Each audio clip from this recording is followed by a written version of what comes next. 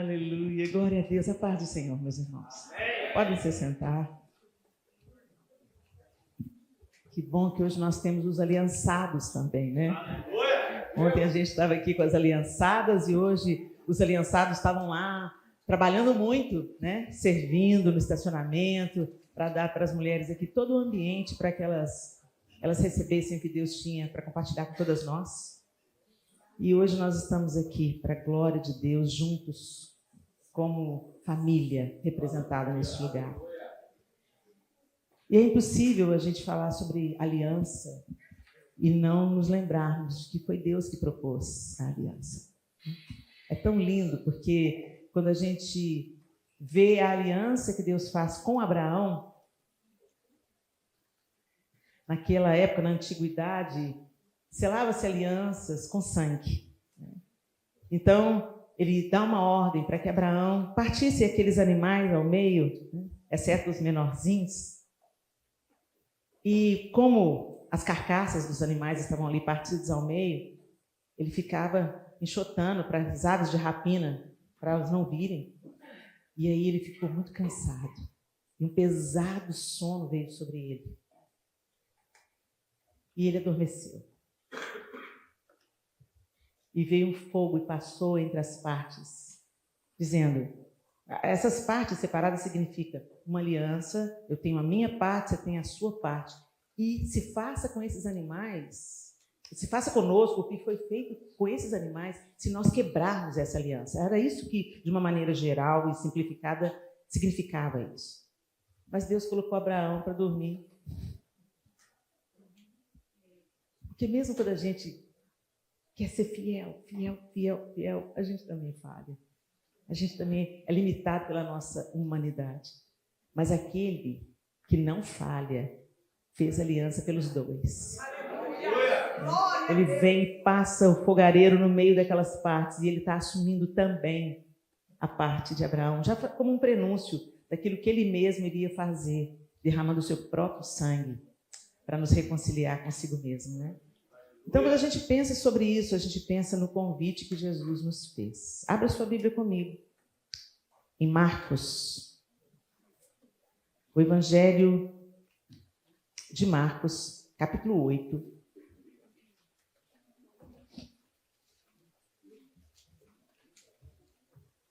Marcos, capítulo 8, a partir do verso 31. Então, Jesus começou... Eu estou na nova versão transformadora. Vocês estão na ARC? Deixa eu ver se eu acho a ARC aqui, gente. Só para a gente estar na mesma página. Beleza. Vamos lá.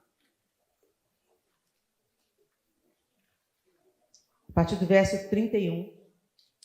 E começou a ensinar-lhes que importava que o Filho do Homem padecesse muito, e que fosse rejeitado pelos anciãos, e pelos príncipes dos sacerdotes, e pelos escribas, e que fosse morto, mas que depois de 3 dias ressuscitaria.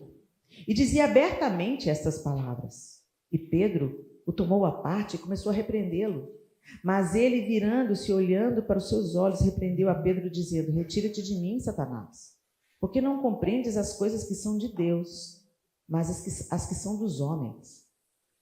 E chamando a si a multidão com os seus discípulos, disse-lhes, se alguém quiser vir após mim, negue-se a si mesmo, e tome a sua cruz, e siga-me.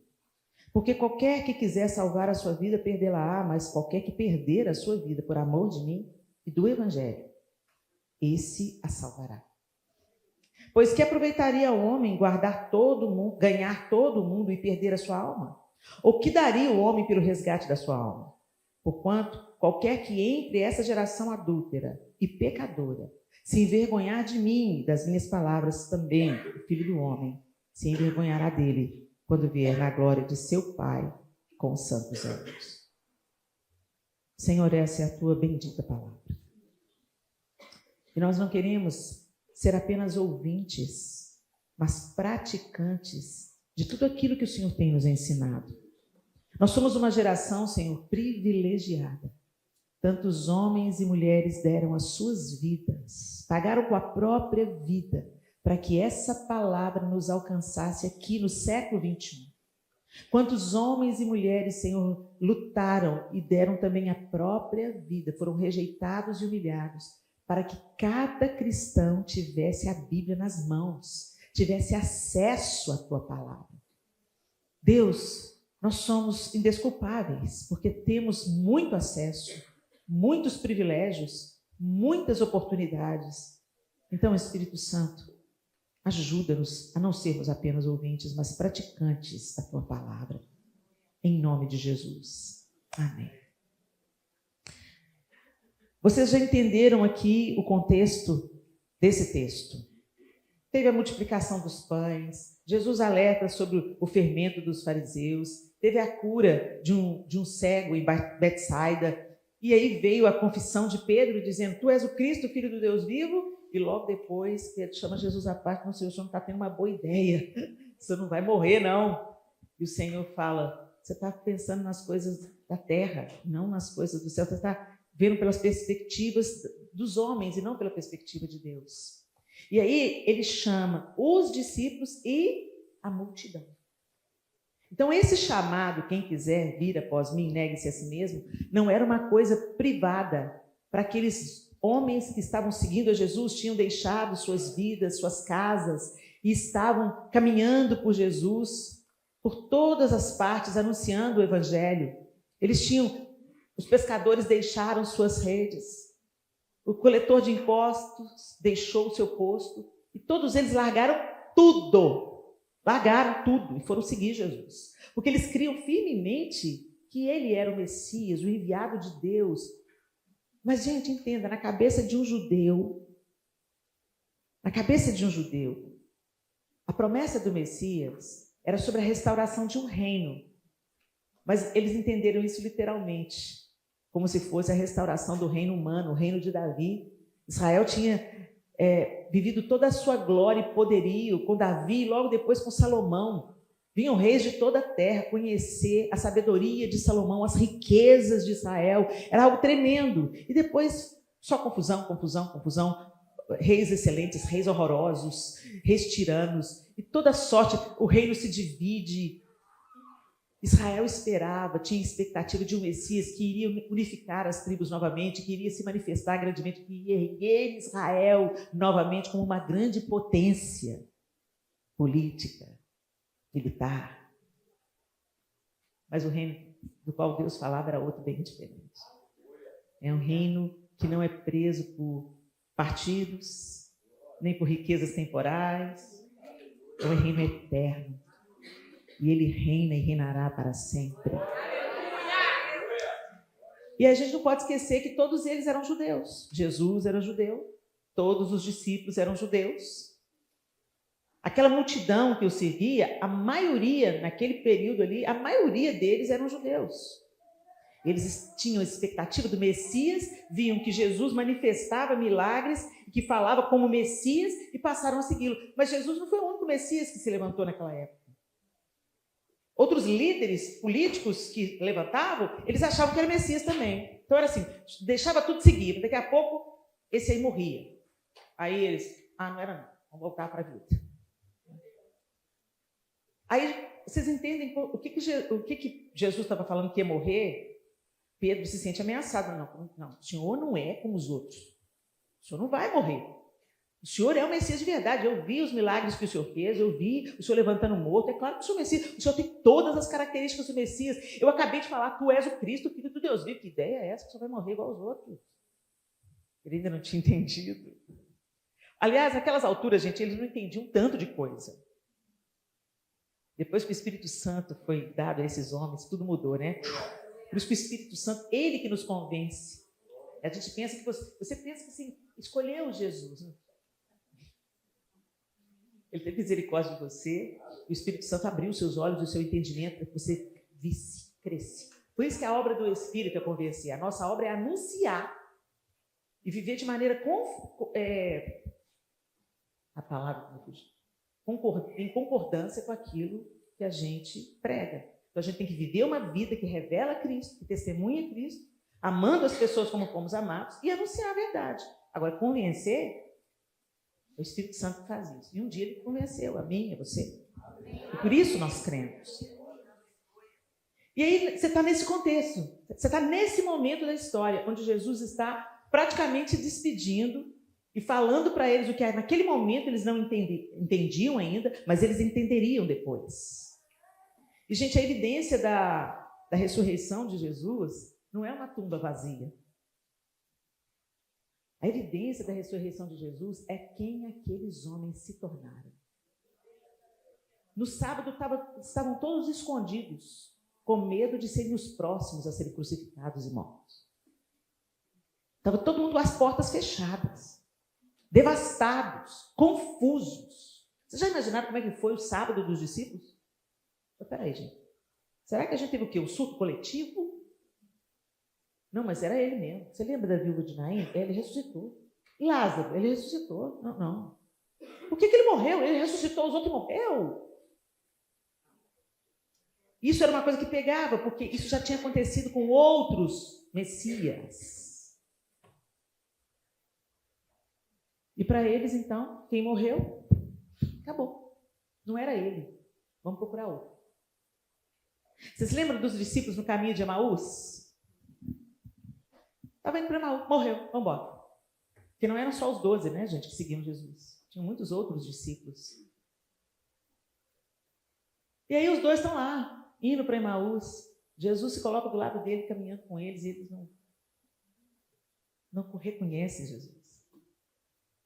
Até que, quando ele parte o pão, os olhos deles são abertos. E eles falam, por isso que o nosso coração queimava, enquanto ele expunha as Escrituras. E, gente, que Escrituras que eram? Aquela que Jesus falava com eles. Todas as promessas do Antigo Testamento. Se alguém dizer para você que o Novo Testamento não presta para hoje, seja anátema. A Bíblia é todo o livro de Deus, de Gênesis a Apocalipse. Existem profecias no Antigo Testamento que ainda não se cumpriram. É um livro para hoje.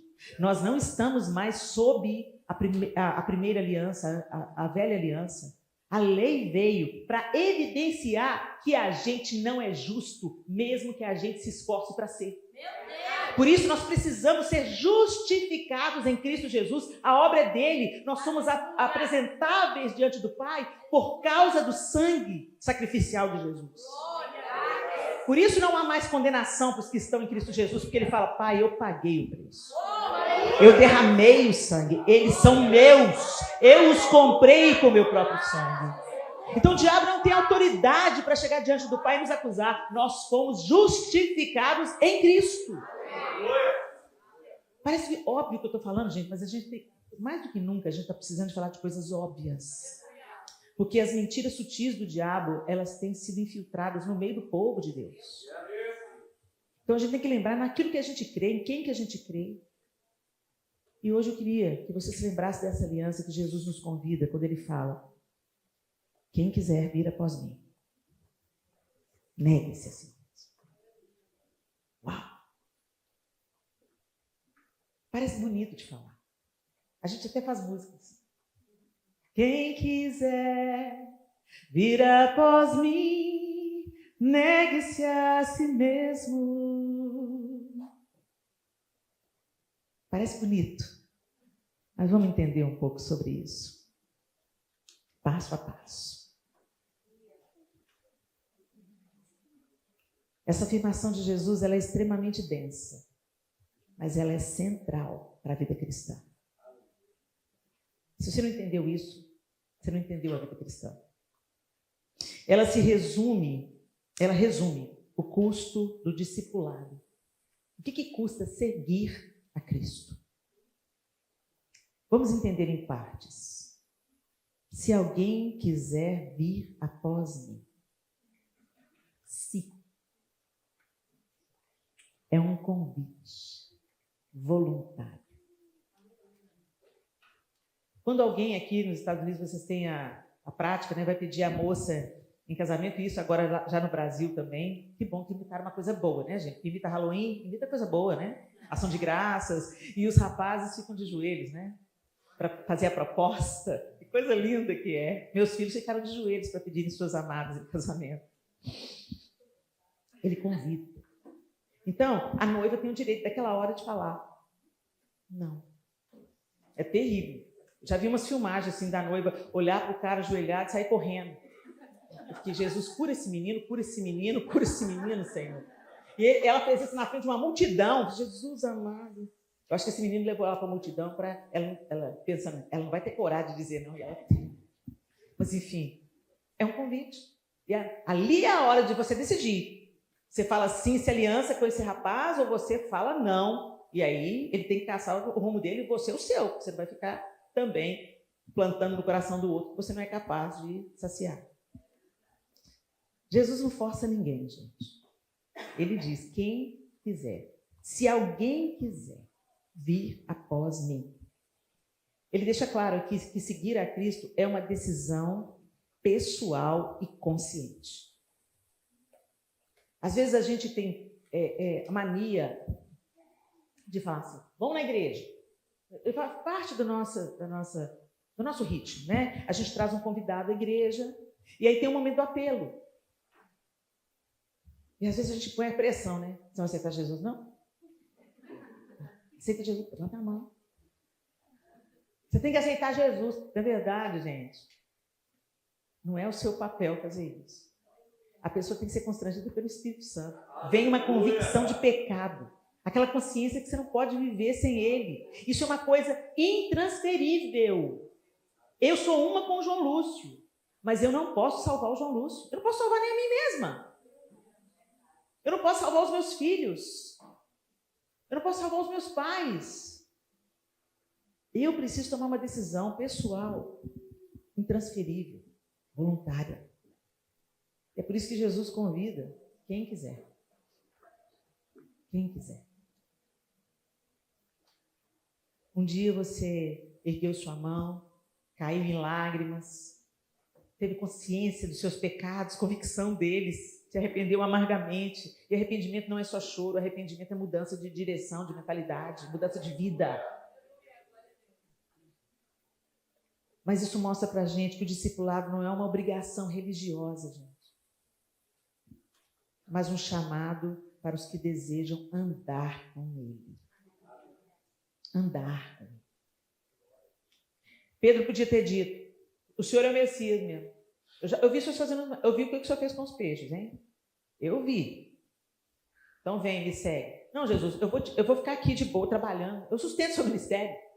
Eu mando um dinheiro para o Senhor, mas eu preciso sustentar minha família. Gente, é muito doido quando a gente imagina que esses homens largaram a vida para seguir Jesus. Quando a gente vai assistir The Chosen, não sei se vocês assistiram aqui, assistem, a gente vê isso muito bem ilustrado, né? Eles tinham uma vida. Pedro tinha família. Era casado, tinha uma esposa. Mas é lindo como até a esposa fala, vai, segue, ele é o Messias. Né? É lindo demais. Então, de uma certa forma, a esposa também estava seguindo a Cristo, né? Que ela abençoou Pedro. Depois ele traz Jesus para dentro da própria casa, cura a sogra. Jesus cura a sogra. Jesus visita a nossa casa, visita a nossa família se nós andamos com Ele. Mas para salvar, você vê, ele não curou. A sogra de Pedro não se curou porque Pedro era discípulo. A sogra de Pedro foi curada porque Jesus entrou na casa, tomou ela pela mão e levantou ela. E ela passou a servi-lo depois disso. Então, mesmo aquelas pessoas que moram com você, você está tentando forçar a barra, lembra. O convite de Deus é um chamado. É voluntário, é individual. O que a gente pode fazer por aqueles que a gente ama, pelos nossos filhos, ensiná-los no caminho que devem andar, não apenas com as palavras, mas com a vida. E orar por eles. Jesus se revele a eles, se revele a eles, se revele a eles. Às vezes você fica angustiado, eu quero dar uma palavra para as mães especificamente, uma palavra que eu recebi de Deus. Mães ficam angustiadas pela salvação dos filhos, principalmente quando a gente vê que eles estão tomando uma direção errada.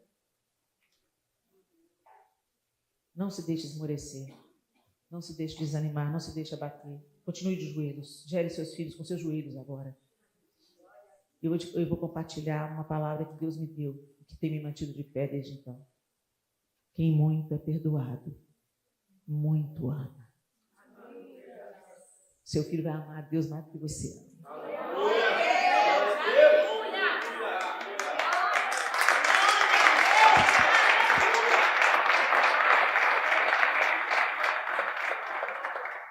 Mas entenda, é uma coisa individual, é um encontro pessoal. Por isso que você ter nascido na igreja não te garante. Como não garante você entrar com uma bicicleta 10 vezes na garagem? Ela não vira um carro. Ela continua sendo bicicleta. Então não é um ambiente que você frequenta, graças a Deus pela igreja, porque ali é o ambiente propício para você, a ficha cair, né? O ambiente propício para você entender, para o esclarecimento do Espírito vir, para o convencimento vir. Então, não deixa de vir não, continua vindo. Mas, entenda, nós precisamos nascer de novo. Não apenas sermos frequentadores de um lugar como a igreja, que é um lugar maravilhoso, onde você é cuidado. Para vocês, então, que são imigrantes, mais ainda, porque a igreja se torna a família de vocês. Né? Muitos de vocês estão aqui sozinhos, longe às vezes dos pais, dos irmãos, dos primos. E aí a igreja que vira pai, irmão, primo. Né? É lindo, é gostoso. Mas para você fazer parte do corpo, não apenas da instituição, você precisa nascer de novo. Aleluia! Glória a Deus! Você quer mesmo seguir Jesus? Glória a Deus! Você está pronto para o caminho que ele trilhou? Porque quando a gente pensa, vou seguir Jesus, né? Porque Jesus é cheiroso, Jesus é bom, Jesus faz milagre, Jesus é meu provedor, Jesus é o amor da minha vida, Jesus é lindo. Mas quando ele começa a descer para o vale, opa, seu Jesus, ó, vai fazer aí? Não, Senhor, não. Vem para cima da montanha. Vale não, vale é escuro, acidentado, e tem lama lá embaixo. Não, Jesus, volta. Quando Jesus começa a entrar nos caminhos que vai apertar a gente não gosta muito não. Mas a palavra de Deus diz o quê? Que a porta é estreita e apertado o caminho que conduz para a vida. A porta larga é aquela que você não precisa fazer esforço nenhum. É só você deixar sua natureza mandar. Cumprir sua vontade. Ser feliz. Por isso que o próximo passo é negue-se a si mesmo. Renúncia do ego. Você pensa que o seu principal inimigo é o diabo? Não. O seu principal inimigo não é Satanás. Satanás nos tenta segundo a cobiça do nosso próprio coração. A palavra nos adverte sobre isso e fala também que o nosso coração é enganoso e desesperadamente corrupto. Por isso que ele tem que passar no crivo do Espírito Santo todo dia. Por isso que a misericórdia do Senhor se renova sobre nós todos os dias. Porque o nosso velho homem, como disse um escritor, o nosso velho homem não morreu afogado na água do batismo. Ele sabe nadar, o desgraçado. Todo dia ele vem de novo, ó. Seu ego, sua vontade, sua preferência, sua razão. Todo dia você tem que quieta. Acha aí. Por isso que ele fala, negue-se a si mesmo.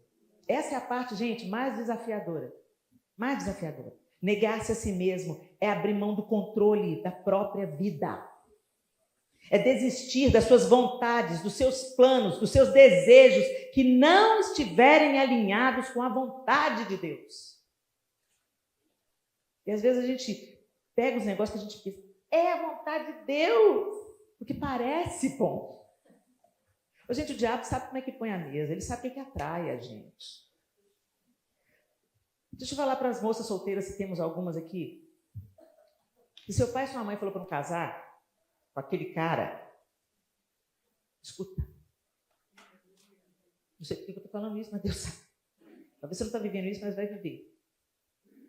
Quando Deus está fazendo uma coisa, Ele muda os corações. Ele favorece quem Ele tem que favorecer. Gente, eu tenho 57 anos de idade. Eu nunca vi um casamento que a mãe e o pai falou, não casa, dá certo. Por isso que a Bíblia manda os filhos honrarem seus pais. Honrar é dar crédito ao que o outro diz. Honrar não é ficar babando o ovo, não, gente. Ficar elogiando. Vou te honrar. Honrar é respeitar. Ter em conta. Prestar atenção no que diz. Acatar, muitas vezes, o conselho. Ponderar naquilo que é dito. Mas, às vezes, a gente quer tanto uma coisa, e eu estou usando aqui o casamento como uma ilustração, mas a gente quer tanto uma coisa, e quando a gente quer muito uma coisa, a gente quer encaixar ela na vontade de Deus. Vocês lembram da história da Cinderela? As irmãs queriam porque queriam que o pé delas, enorme, cabesse na sapatilha da Cinderela. E elas forçavam o pé, não é o seu pé, não entra o sapatinho, você não é a pessoa certa. Mas a gente fica tentando forçar o pé em sapatos que Deus não tem para a gente. O convite dele, o primeiro convite, se você quiser, para me seguir, você tem que negar a si mesmo. Como ele teve que negar a si mesmo. Ele não está te pedindo nada que ele não tenha feito. Abre lá, Filipenses capítulo 2. Filipenses capítulo 2. Portanto, se há algum conforto em Cristo, se há alguma consolação de amor, se há alguma comunhão no Espírito, se há alguns entranháveis afetos e compaixões, completai o meu gozo, para que sintais o mesmo, tendo o mesmo amor, o mesmo ânimo, sentindo uma mesma coisa. Paulo está falando à igreja em Filipos. Nada façais por contenda ou por vanglória, mas por humildade.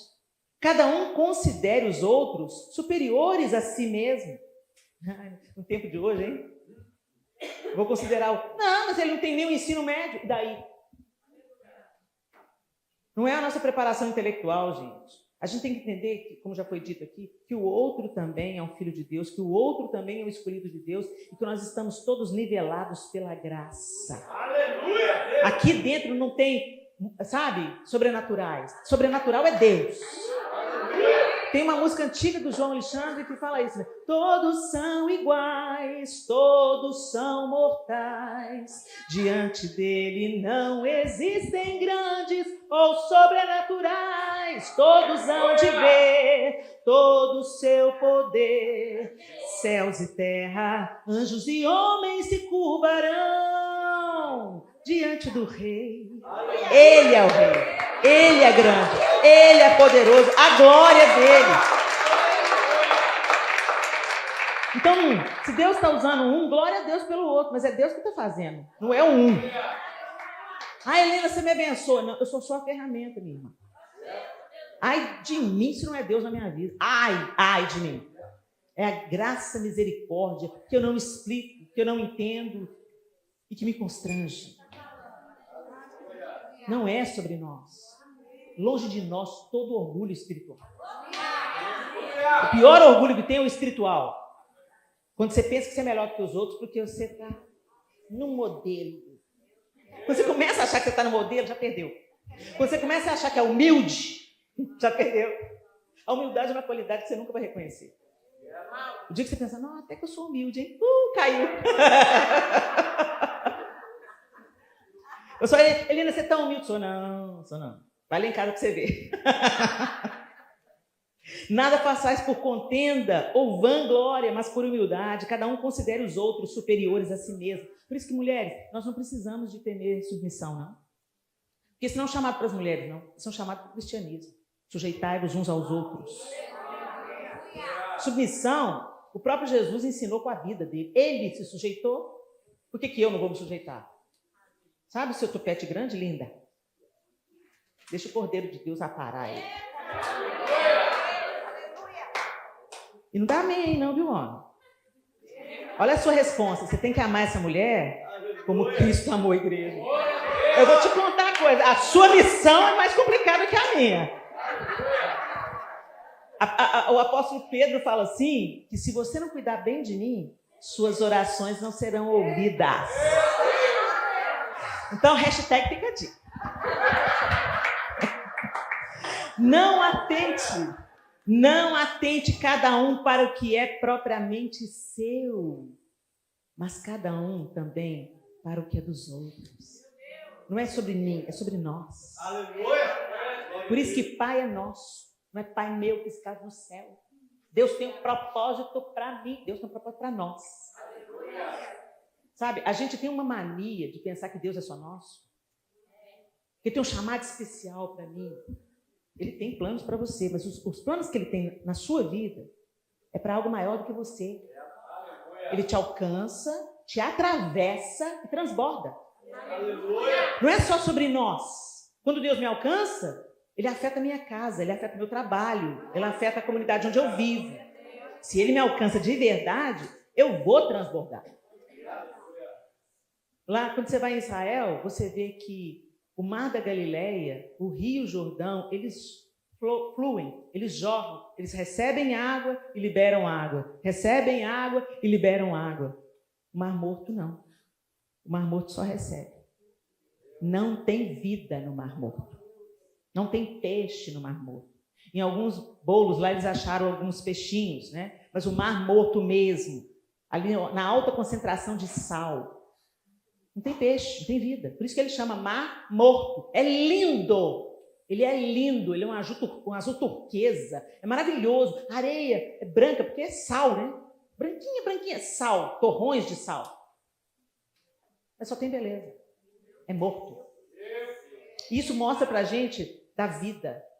Se você só retém, é só sobre você, é só sobre o seu umbigo, o seu chamado. É sobre nós. É o reino. O reino de Deus. De sorte que haja em vós um mesmo sentimento que houve também em Cristo Jesus, que sendo em forma de Deus, não teve por usurpação ser igual a Deus. O que isso significa? Ele sabendo que ele era Deus, ele não se apegou a isso. Ele sabia que era Deus, mas não foi nisso que ele se apegou. Ele se esvaziou da sua divindade. Que sendo em forma de Deus, não teve por usurpação ser igual a Deus, mas aniquilou-se a si mesmo, tomando a forma de servo, fazendo-se semelhante aos homens. Só o fato dele, o verbo de Deus ter se tornado carne, já é humilhação suficiente. Por isso que os judeus não cabem na cabeça deles falar que Jesus é Deus. Como Deus vai virar um homem? Não, pode ser profeta. Alguns judeus até tem os judeus messiânicos, tá, gente? Que já creem que Jesus é o Messias. Aliás, graças a Deus está crescendo cada vez mais. Os nossos irmãos judeus messiânicos. Mas tem uma parcela do judaísmo que eles acreditam que Jesus é filho de Deus, mas não acreditam que Jesus é Deus. É um nó na cabeça, assim, gente, que a gente nunca vai entender. Então, a gente tem que orar, só orar, deixa Deus fazer a obra lá no meio dos nossos irmãos judeus. Né? Mas, enfim, não cabe na cabeça de um judeu que Deus se fez carne. É baixo demais. É sujo demais. Como assim Deus ficou no ventre de uma mulher? Como assim Jesus foi amamentado por um leite humano? Como assim Jesus foi cuidado por uma mãe humana, um pai humano? Como assim? Ele ficou 30 anos no anonimato, lá numa cidade esquecida de todo mundo. Como assim ele não nasceu em Jerusalém? Vocês entenderam? Ele se esvaziou. Aniquilou-se a si mesmo, tomando a forma de servo, fazendo-se semelhante aos homens, e achado na forma de homem, humilhou-se a si mesmo. Então não bastava ser homem, ele se humilhou a si mesmo, sendo obediente até a morte, e morte de cruz. Ele negou a si mesmo, e foi obediente até a morte, e morte de cruz. No Getsêmani ele diz: Pai, que não seja como eu quero, mas como tu queres. Se o Senhor puder, passa de mim esse cálice. Se o Senhor quiser, passa de mim esse cálice. Mas que não seja feita a minha, mas a tua vontade. Até o último momento, ele se esvaziou e ele negou a si mesmo. Então, ele não está pedindo nada da gente que ele não tenha feito. Aleluia. Aí vem o verso 9. Pelo que também Deus o exaltou soberanamente.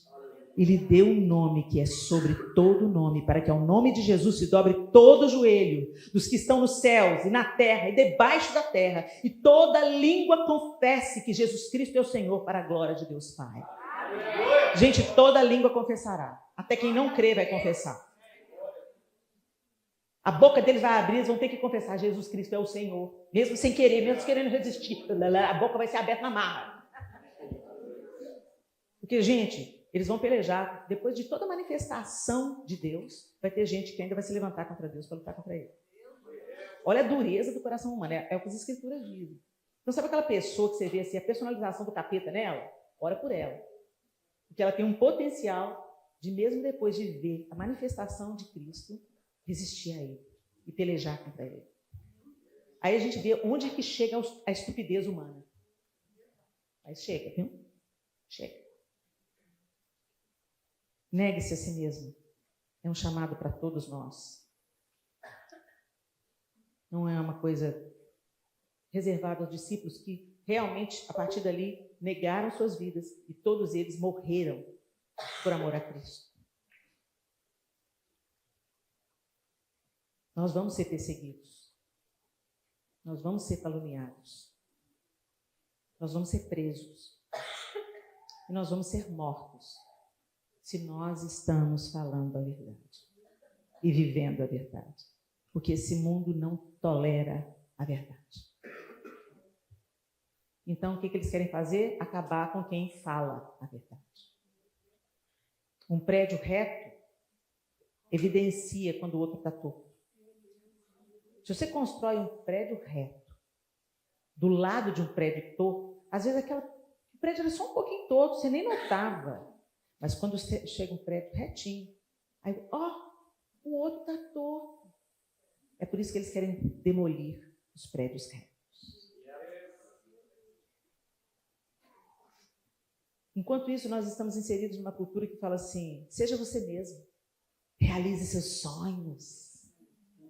E Jesus fala: negue-se a si mesmo, morra para o seu eu.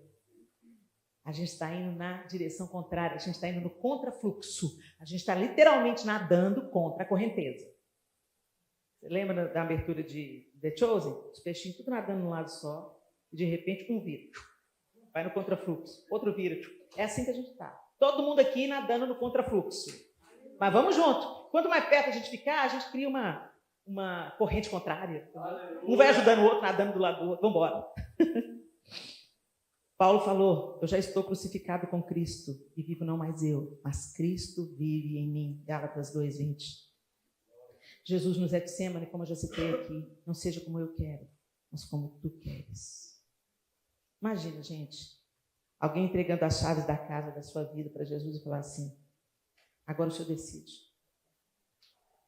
Você orou e pediu para Deus a opinião dele quando você veio para cá? Não é para responder, não. Pergunta retórica. Responde só aí dentro de você. Você já perguntou para Deus se você está vivendo a vontade dele? Você já perguntou para Deus se é aqui que ele te quer? Tem um tanto de gente que é revoltado para Deus porque a imigração pegou, porque foi mandado de volta. Você vem na sua vontade. Quando Deus tem um plano, a porta que ele abre, ninguém fecha. Glória a Deus. Agora, a porta que ele fecha, ninguém abre. Foi por isso que ele fechou a porta da arca.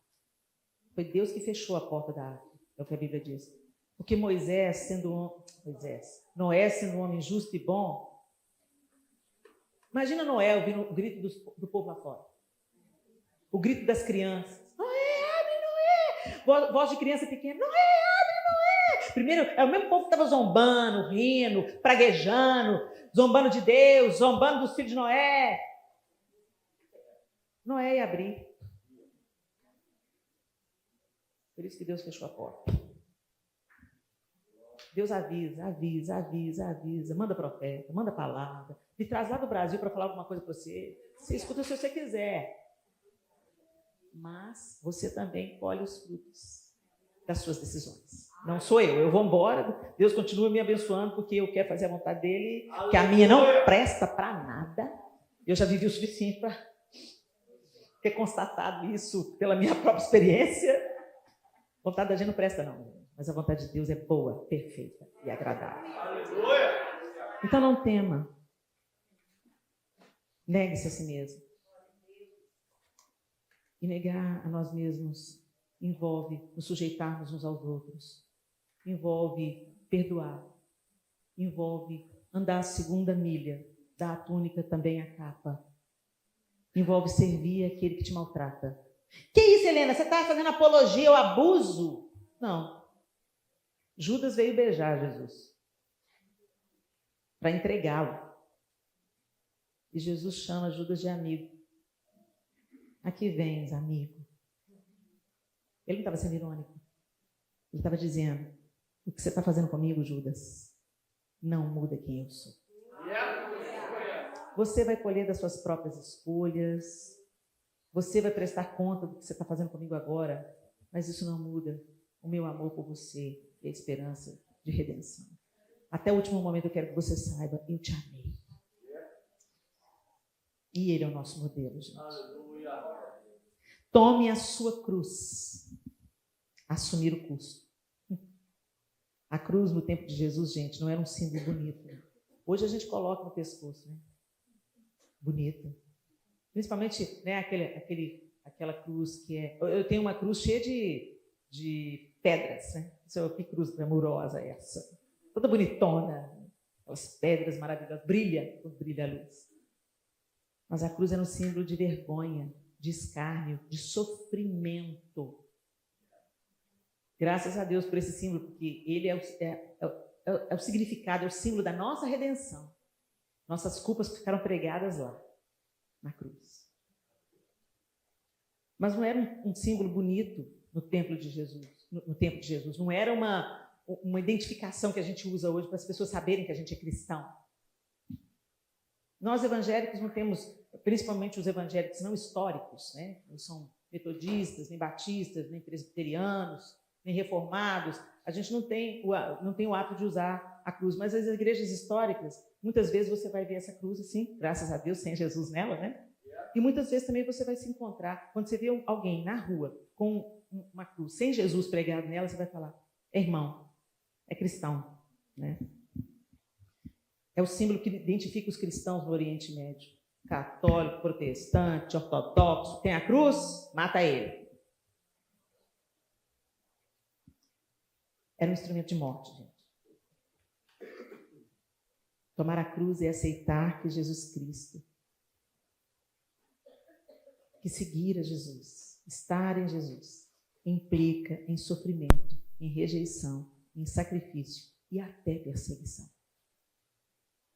Entenderam por que vem o passo anterior? Negue-se a si mesmo. Que se você não negar você mesmo, você não vai dar conta de sofrimento, de rejeição, de sacrifício, de perseguição. Você não vai dar conta. Você precisa negar você mesmo. Por isso que ele fala nessa ordem. Quem quiser, vir após mim. Negue-se a si mesmo. Tome a sua cruz, ou seja, não rejeite o sofrimento, não. Para de lutar. Senhor, como que isso vai glorificar o teu nome?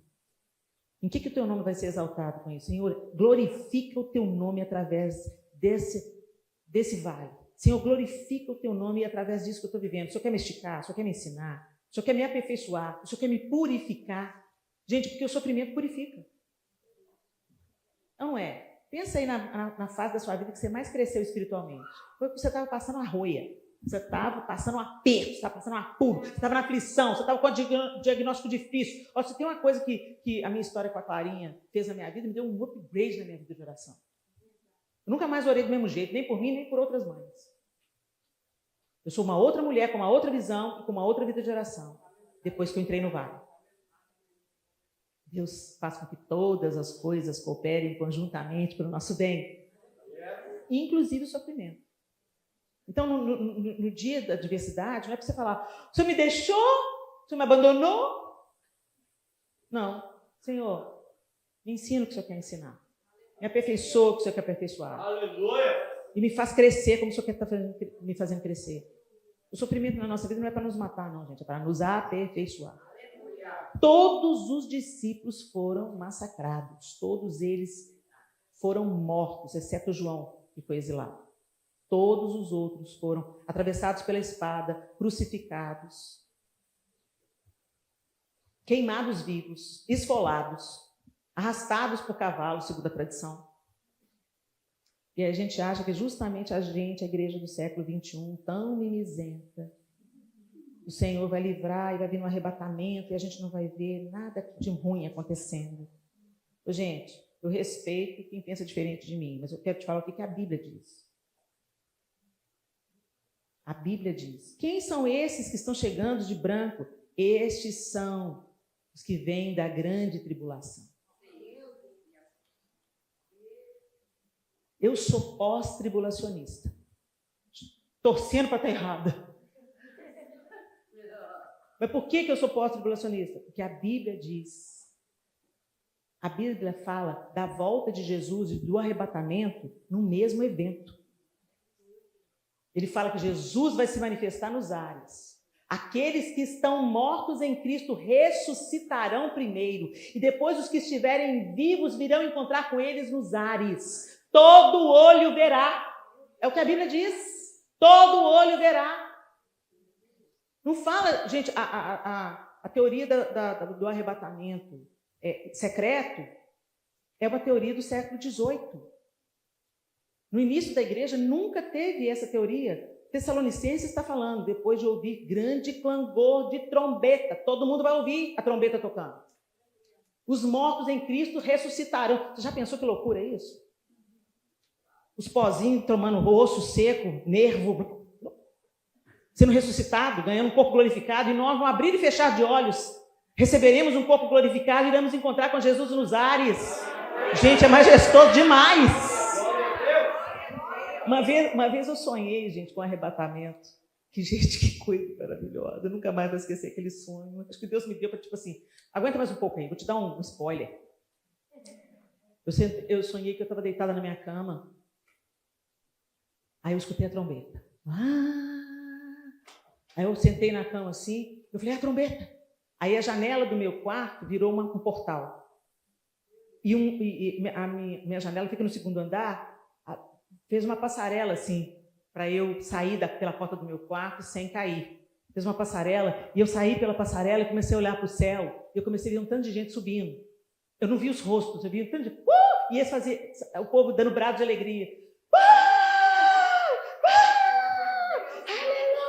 E eu vendo aquele tanto de gente subindo, aquele tanto de gente. Aí eu olhava para as nuvens e vi uma luz esplendorosa atrás da nuvem. Eu não conseguia que estava atrás da nuvem, eu não via que estava atrás da nuvem, mas era uma luz que brilhava tudo, e todo mundo subindo em direção àquela luz.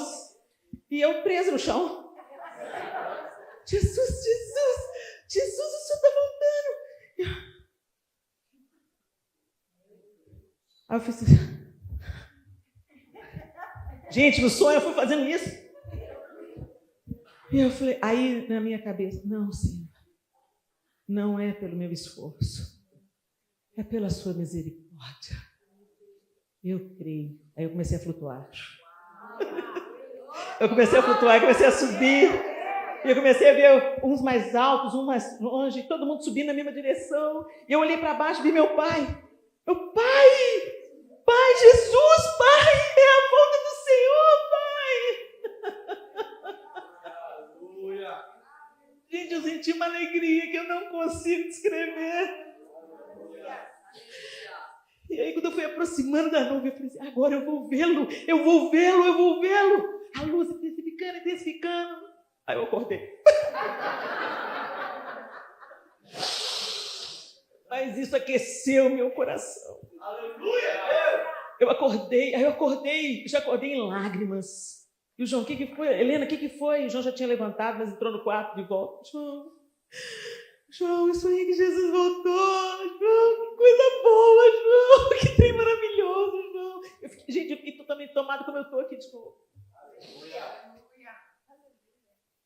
Mas eu quero te dizer, vai ter uma grande manifestação do Senhor. Mas às vezes nós vamos subir. Porque primeiro precisamos de ser purificados pelo sofrimento. Ele vai estar conosco todos os dias. Nos dias bons, nos dias maus. Não tenha medo, não. Não tenha medo, não. Só se prepare. Se eu estiver errada e o arrebatamento secreto acontecer, nós estamos no lucro. Agora, se eu estiver certa, você vai ser encontrado pronto. Disposto a morrer para glorificar o nome de Deus. Amém? Tenha medo da morte, não. Não tema aquele que pode matar o corpo, Jesus falou. Tema aquele não que pode matar o corpo. Tema quem pode pôr no inferno. Mas aquele que mata o corpo, não vai matar quem é eterno. Tome a sua cruz. Não tenha medo do sofrimento. Comece a olhar com outros olhos para a sua diversidade. Não dê lugar para murmuração. Tome a sua cruz.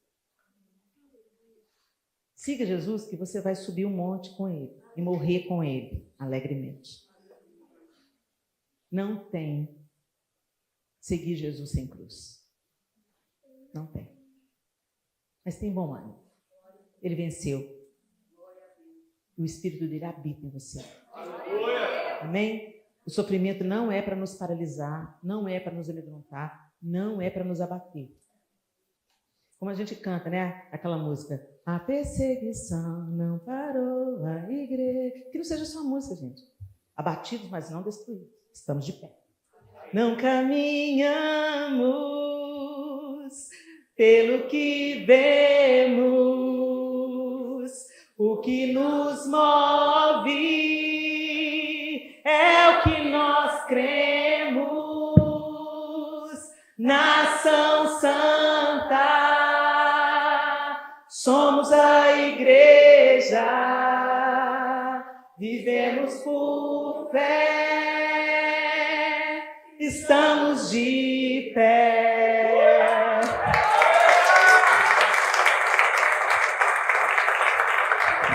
Pela graça e misericórdia do Senhor, nós não estamos em pé nas nossas próprias pernas, não estamos de pé na nossa própria força. Por isso que quando a gente fala somos a igreja, não é com orgulho, não. Nós somos a igreja, ou seja, a gente tem dono. Nós pertencemos a Ele. Se você mexer com a gente, você está mexendo com Jesus. Vocês lembram quando ele falou com Paulo? Por que me persegues? Paulo não estava perseguindo Jesus, estava perseguindo a igreja. Mexeu com a gente, mexeu com Jesus. Então quando a gente canta, somos a igreja, não é com triunfalismo barato, não. É com a consciência de que se Deus é por nós, quem será contra nós? É atrás dele que nós nos escondemos. Amém? E siga-me. Obediência contínua. Não é obediência de vez em quando, obediência de um dia. É buscar obediência todo dia, obedecer nas grandes decisões, obedecer nas pequenas coisas. Sabe aquela hora que, gente, a gente gosta de fofocar. A gente gosta. Confesse. Quando alguém fala assim, você viu o que aconteceu? Raramente alguém que já está mais maduro na fé vai falar. Não sei, não quero saber. É para orar? Vou orar. Não quer saber, não precisa me contar, não. Mas se você ainda não chegou nessa estatura, você vai falar assim, não, o quê? Aí a pessoa, não, melhor eu não contar. Não! Você ajoelhou, agora você ora. Agora você me deixou curiosa. A gente gosta, sabe da vida alheia. Mas não é isso que o Senhor aprende. Quando ele fala para a gente se importar uns com os outros, é para a gente aliviar os sofrimentos dos outros.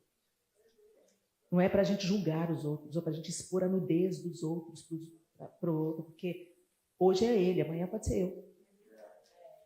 E eu não vou querer a minha nudez exposta.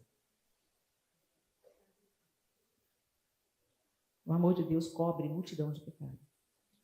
A gente protege o irmão, corrige, disciplina, acompanha, chama junto.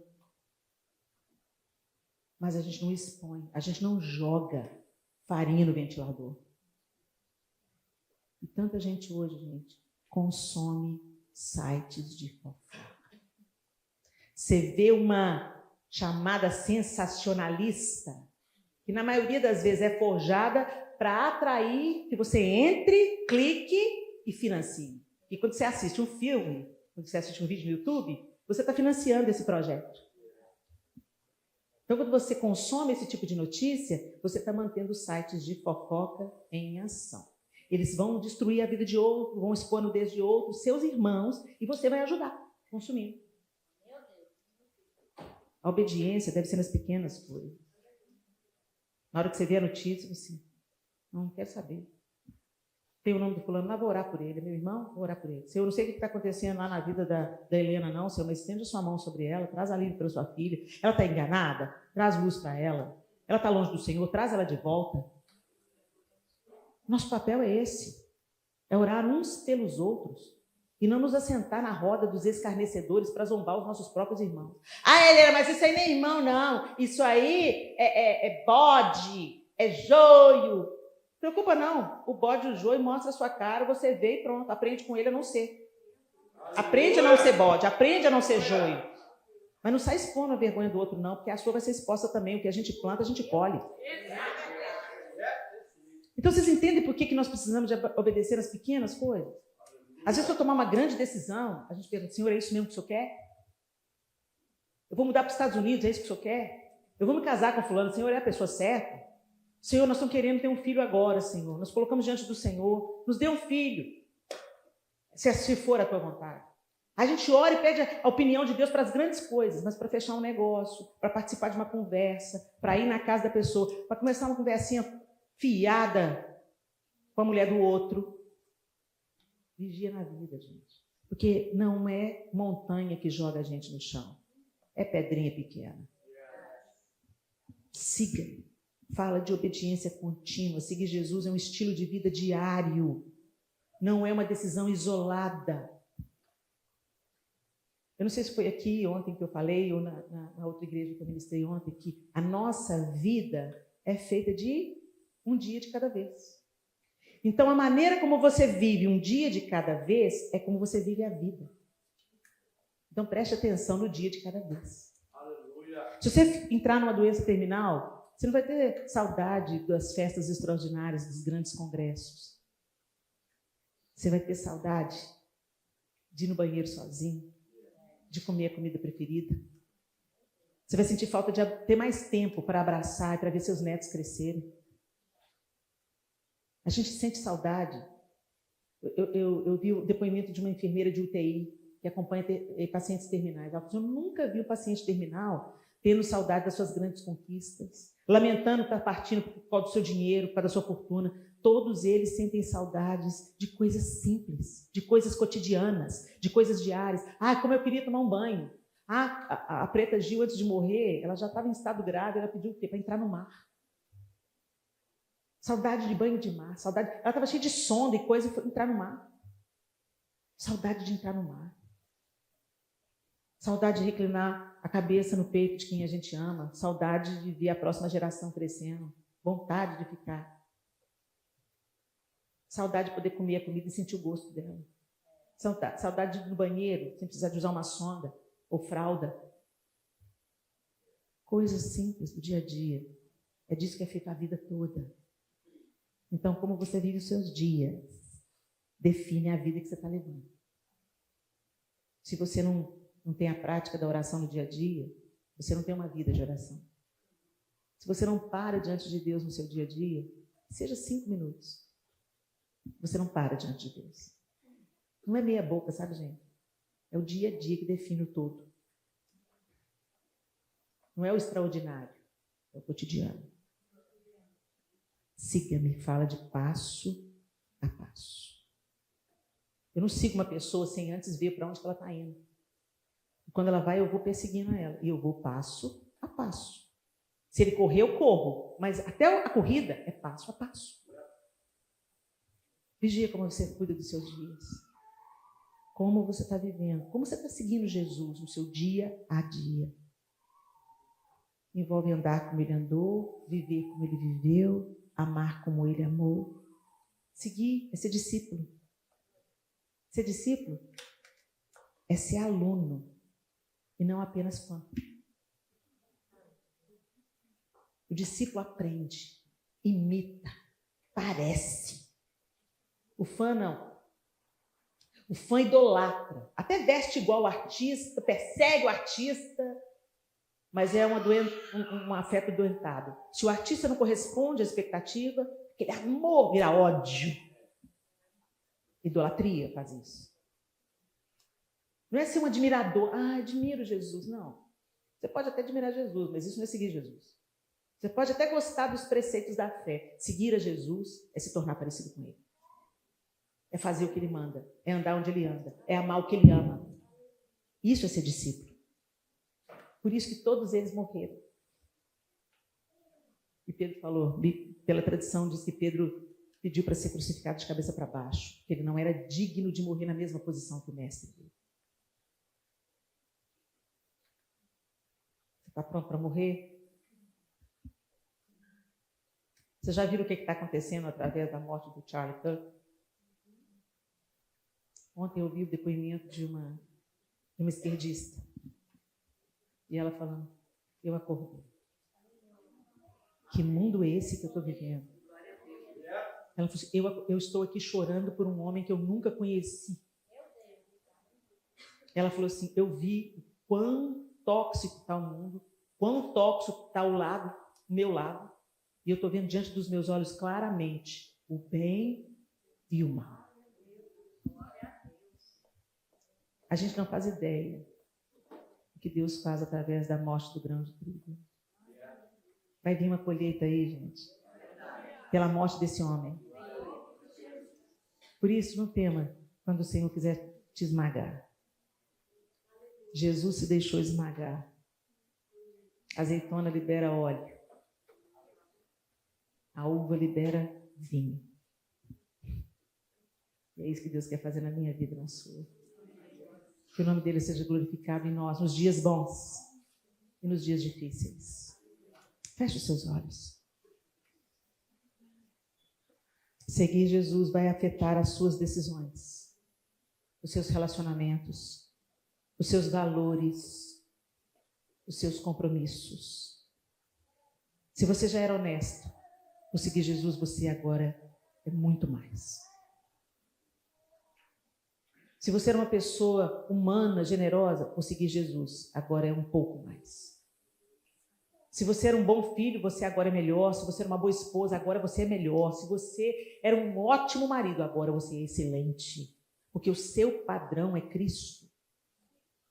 O seu padrão não são os atores de Hollywood, não é a cultura vigente, não é o que está sendo ensinado na TV, na internet. O seu padrão é Cristo. Ele elevou o nosso padrão. E segui-lo significa que você vai decidir como ele, você vai ter relacionamentos como os dele, você vai ter valores formados por ele. Nos seus compromissos, você vai ser como ele. Não roube, não engane, não minta, não chegue atrasado. Seja uma bênção nessa nação. Ande pelas ruas daqui abençoando essa nação. Não pragueje contra a nação que está te adotando por enquanto. Ah, mas eu amo o Brasil. O Brasil é sua mãe biológica. Valorize a sua mãe biológica. Foi ela que Deus usou para te trazer à luz. Mas os Estados Unidos é sua mãe adotiva. Então valorize a sua mãe adotiva. Não seja um saqueador dessa nação, um aproveitador, um mamador nas tetas dessa nação. Seja um abençoador dessa nação. Seja um profeta de Deus nessa nação. Como essa nação mandou tantos profetas lá para o Brasil. Eu sou fruto de um casal americano que orou e pregou para os meus pais durante 18 anos. Eu tenho uma dívida com essa nação. E o meu jeito de pagar é falar para você que mora aqui. Quantas vezes eu quis morar? Eu ainda quero. Mas minha vida não é minha. É lá que o Senhor me quer, por enquanto. Eu tenho um irmão que mora aqui há 24 anos. E ele era o melhor da nossa casa. Eu fico grata, falando, Senhor, a nossa família restituiu aos Estados Unidos o que os Estados Unidos deu para a gente. Meu irmão hoje trabalha como conselheiro nas escolas americanas. E eu sei que Deus vai usá-lo para alcançar a vida de muitos jovens. E você? Você está aqui só para ganhar dinheiro? Mandar dinheiro para o Brasil? Acerte sua vida aqui. Pergunta para Deus, é aqui mesmo que é para ficar, Senhor? Então deixa eu abraçar minha mãe adotiva e ser grato que ela me adotou. E cuidar dessa mãe que hoje cuida de mim. Senhor, nós te bendizemos nessa manhã. Ah, Jesus. O seu chamado é tão desafiador. Quem quiser, eu quero. Quem quiser vir após mim, negue-se a si mesmo. O Espírito Santo me ajuda a morrer para o meu ego, para a minha vontade, para o orgulho, para o desejo de ser reconhecida. Ajuda-nos, Senhor, a dizer não para aquilo que o mundo fala, para a gente dizer sim. Ninguém pode humilhar quem voluntariamente se humilha. Ensina-nos esse caminho, Jesus. De negar a nós mesmos, de orar os outros com honra, de compreender que o Pai é nosso. Tome a minha cruz. Ensina-nos através do sofrimento, das faltas, dos desafios, das pelejas. Ensina-nos a discernir a sua voz. E enquanto sermos esmagados, produzir azeite como as azeitonas, vinho novo como as uvas. Ajude-nos, Senhor, a como ser triturados como trigo, produzirmos pão. Que o nosso sofrimento glorifique o teu nome, que o nosso sofrimento leve outros até o Senhor, que as nossas adversidades apresente o nosso coração fortalecido diante do Senhor, que o Senhor nos estique, que o Senhor nos fortaleça e que o Senhor nos capacite a discernir o Senhor nos dias mais ensolarados e nos dias mais cinzentos, que a gente veja a tua face amorosa em todos eles. E siga-me. É isso que nós queremos, Senhor. Quero seguir-te. Quero viver como tu. Quero seguir-te dia após dia. Que o meu coração seja quebrantado.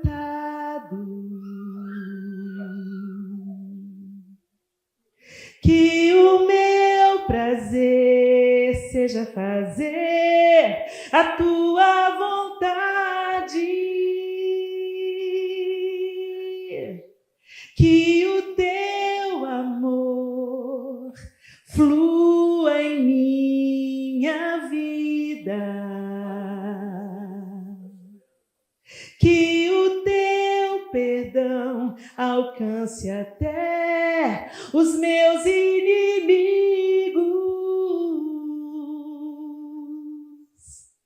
Quero seguir-te. Senhor, que não seja apenas uma canção, mas a nossa oração cantada nessa manhã. Nos ajuda, nos fortalece. Queremos seguir o teu perfume, caminhar sobre os teus passos e cumprir a tua vontade, como o Senhor cumpriu a vontade do Pai. Nós te oramos, Senhor. Oramos ao Senhor e pedimos, ajuda-nos pela tua bondade, Pai, pela tua misericórdia e graça, em nome de Jesus Cristo, teu Filho. Amém e amém. Deus abençoe você.